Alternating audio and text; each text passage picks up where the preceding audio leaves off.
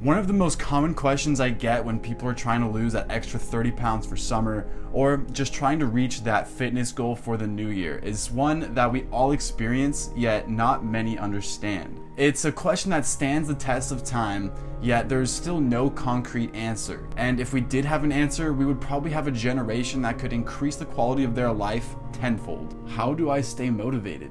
Just think to yourself, have you ever tried to get in shape or reach any type of fitness goal? Maybe you've tried to start a new business or a new job that you thought you would love, but you just can't seem to keep yourself as excited as you were when you first started your journey. What exactly is motivation, and how can we use that to our advantage so we don't fall victim to the phrase, "I just fell off," when people start asking you how you're doing? The actual definition of motivation is the reason or reasons one has for acting or behaving in a particular way. In other words, it's that fuel that ignites and burns your fire when you're trying to reach something new. I mean, by nature, humans survive off of the attainment of new goals. Simple goals like surviving for the day and getting food and water and shelter. Over thousands of years, we've been able to narrow down this sense of fulfillment that we get from goals. We pretty much have everything we need within walking distance of any given location.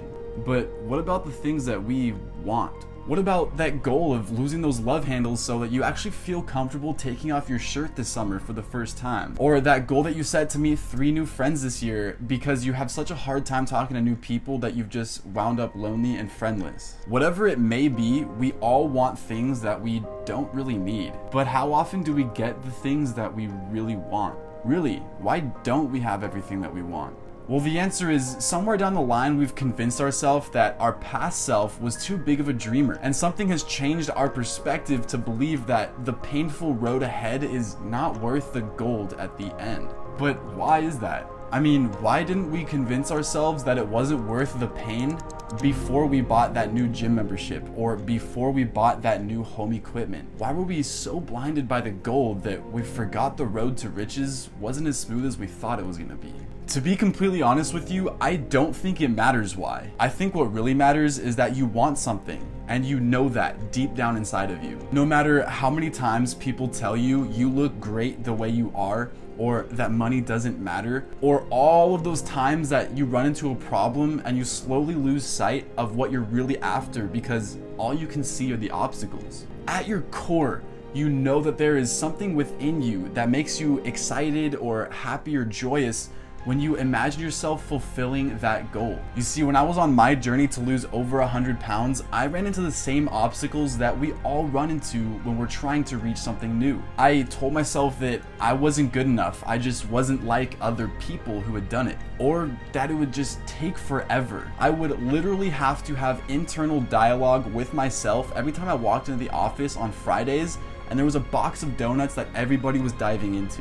And I had to tell myself that I cannot have that, or if I did have that, I wouldn't be any closer to my goal. But I learned a very, very valuable lesson that I really didn't realize until after I had lost 120 pounds. I learned about the art of self-motivation and the components that go along with that without needing anything or anybody to keep you accountable so that you can reach a goal no matter how big it is. Looking back, there were a few key mental components that I was able to leverage to help me get through absolutely any obstacle that got in my way that I realized not many people can leverage. So the first thing was that I had a compelling reason why I was actually losing the weight. Had I not been traumatized or emotionally pulled into this goal that I had set for myself, the reason why I was doing it would have been as weak as a toothpick. And every time I didn't feel like going to the gym, the 50 reasons why I couldn't would have won every single time. In my head, losing weight was not a want,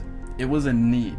It was something that I absolutely had to do. It's similar to water and food. No matter what you do, you will always find yourself eating food or drinking water on a daily basis. I would always find myself focused back on weight loss if I had fallen off my routine or if I had gone through a bad binge eating cycle. And more importantly, I knew that as long as I just kept going, it was just a matter of timing. The what ifs started to disappear and the when will it happen started to occur. Once you understand that all you have to do is just keep going no matter what you do, then and only then will you realize that it's just a matter of when you're going to reach your goal and how fast you can reach that goal. So the next time that you go out and try to reach a new goal, or if you're already trying to chase a new goal, just keep in mind that it is going to be hard and you are going to come across obstacles. Just keep in mind that every obstacle is breakable and you do have the power to get